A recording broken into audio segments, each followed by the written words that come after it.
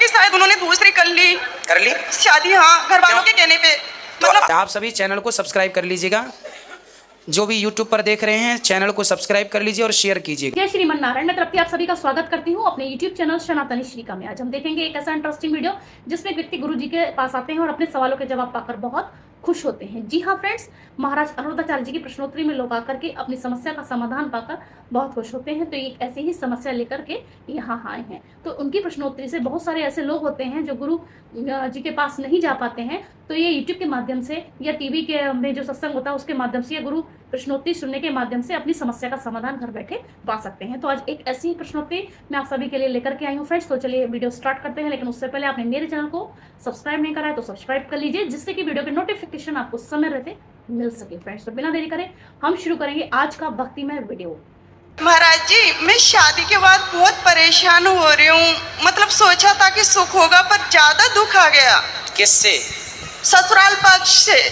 Husband से भी 1 साल हुए, मतलब शादी को 18 जुलाई 21 को हुई थी।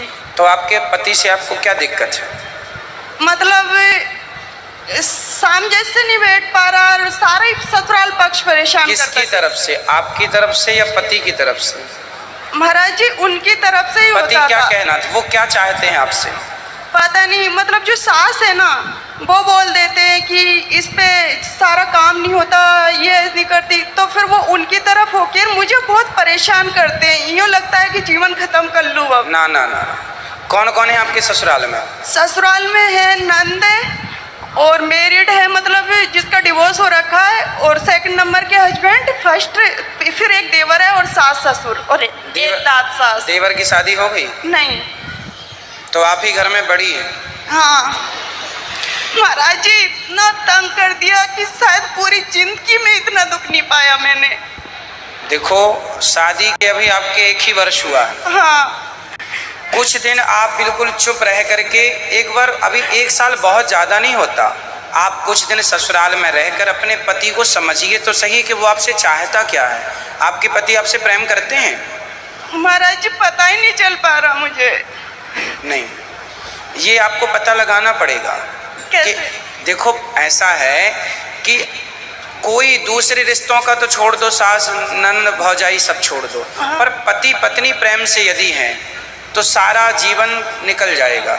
इसलिए आपको अभी 1 साल ही हुआ है, कोई बहुत ज़्यादा नहीं हुआ। समझने में टाइम लगता है रिश्तों को।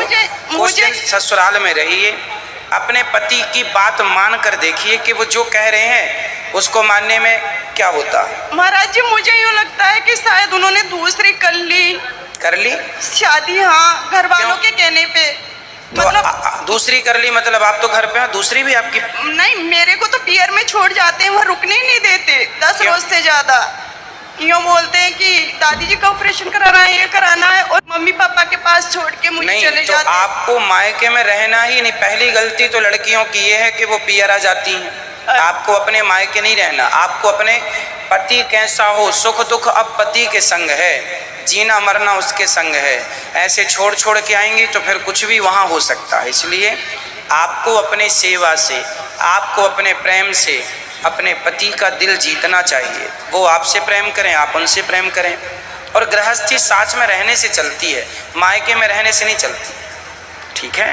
नहीं महाराज जी, मुझे जैसे कॉलोनी वालों ने, किसी ने बोला यही बात, और अब जो लेटर भेजा गया था वहाँ से नोटिस, तो 3rd लेटर था। 2 तो पहले भेज दिए, 1 और भेजा है अभी, तो वो मैंने पढ़ा नहीं। तो ये बोलते हैं कि डाइवोर्स का शायद। क्यों? पता नहीं। आप अपने माँ बाप के घर कितने दिनों से हो? मतलब 18 जुलाई से, मतलब मैं रुकी होंगी वहाँ पे 2-2.5 महीने खींच के। बाकी है ही है, छोड़ जाते वापस। तो आप क्यों आते हो, क्यों छोड़ जाते हैं? आप आने नहीं चाहिए आपको यहाँ। वो बहाना बना के यहाँ कोई नहीं रहेगा, हम जयपुर में दिखाएंगे, दादी जी को दिखाएंगे। तो बोल देना चाहिए ना कि आप जहाँ दिखाएंगे, जहाँ आप जाएंगे वहाँ हम चलेंगे। यूँ बोलते हैं कि हम तो रेंट पे रहते हैं, आप अपने मम्मी पापा के रहो। ये कोई बात नहीं होती। जहाँ शादी के पहले फिर देखना चाहिए था कि पत्नी को हम कहाँ रखेंगे। तो आपको अपने मायके नहीं रहना चाहिए। हम तो कहेंगे कल ही आप अपने ससुराल जाओ। अच्छा। हाँ, और जाके वहाँ का सारा देखो कि क्या चल रहा है। और आप पत्नी हैं, अधिकार से आप अपने पति तो कह सकती हैं कि हमारा पति है। नारी यदि लक्ष्मी है तो दुर्गा। जमा समय समय पर आपको अपना वो रूप लाना चाहिए जिससे आप अपने पति को अपने वश में कर सकें। महाराज जी मुझे तो बाहर नहीं निकलने दिया जाता। और नहीं, बाहर निकलने की जरूरत ही नहीं है। बाहर कहाँ जाएंगी निकल? नहीं, जैसे उनका पता करे तो, और यूँ लगता है कि उन्होंने शादी दूसरी करके घर वालों ने रेंट पे कर दिया, उनको रख रखा है। ऐसे माहौल से मुझे कानों में भनक लगी है। जब आपके घर के बारे में आपको ही कंफ्यूजन है तो ये तो कमी आपकी है ना कि आप मायके में पड़ी हैं, तो वहाँ तो कुछ भी होगा। इसलिए आपको ससुराल जाना, पति के पास रहना। पति आपसे कहे कि हम तुम्हें नहीं रखेंगे तो पूछना कि क्यों नहीं रखेंगे। यदि नहीं रखना था तो आपने शादी क्यों की हमसे? अच्छा, ये सवाल आपको करने चाहिए। महाराज जी डर लगने लग जाता है डर मुझे। किस बात का? यूँ बोलते हैं ना पति परमेश्वर होते हैं, उनसे नहीं, ज्यादा पति मत बोलो। परमेश्वर है। पति, हमने ये थोड़ी कहा कि आप पति को मारो। हमने पति से सवाल करने का कहा, और पति से सवाल करना नारी का धर्म है, कर सकती हैं। मारना नहीं है, लड़ना नहीं है ना, पर ये सवाल कर सकते हैं आप। और फिर भी आपका पति उद्दंडता करे तो फिर कोर्ट कचहरी का आप काम कर सकते हैं, जैसे आपको न्याय मिले। पहले तो आप अपने शांति से, 4 बातें हैं, साम दाम दंड भेद, पहले समझाओ। समझो कि मामला क्या है। माने तो आप अपने पति को मेरे पास लेके आना, मैं जहाँ रहूँ यहाँ या वृंदावन लाना, मैं आपके पति को समझाऊंगा। पहले समझाने से मामला निपटाओ।